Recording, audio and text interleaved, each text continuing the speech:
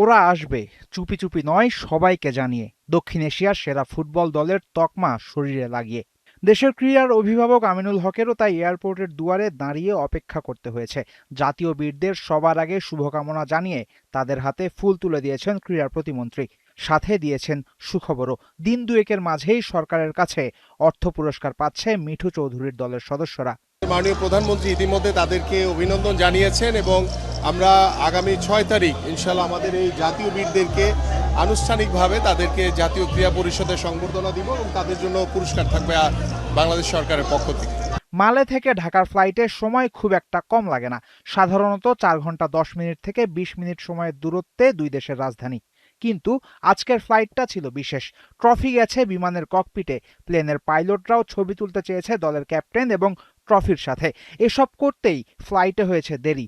অবশ্য গ্র্যান্ড সেলিব্রেশনে মেতে ওঠার আগে এমন ছোটখাটো দেরি শুধু উৎকণ্ঠা বাড়িয়েছে উৎসবের আমেজ। ক্রীড়া প্রতিমন্ত্রীর ভাবনা আরও এগিয়ে। সাবেক ফুটবলার ভাবছেন এই ট্রফি জয় ফুটবলকেই এগিয়ে নেবে সামগ্রিকভাবে।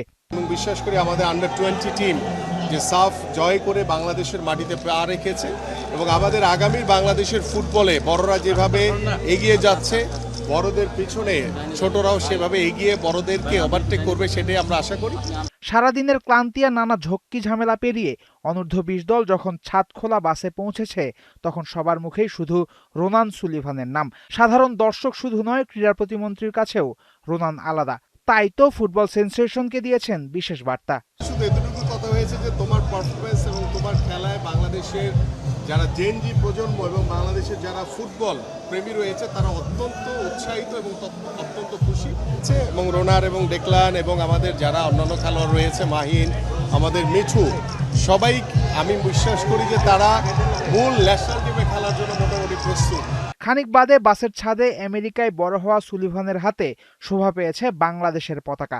রোনানের হাতে মানিয়েছেও লাল সবুজ পতাকাটা। এই রোনানদের হাত ধরেই যে এদেশের ফুটবলও শীঘ্রই জায়গা করে নেবে বিশ্ব মানচিত্রে, তা নিয়ে কারোরই হয়তো সন্দেহ নেই খুব একটা। ফয়সাল হাবিব, ৭১।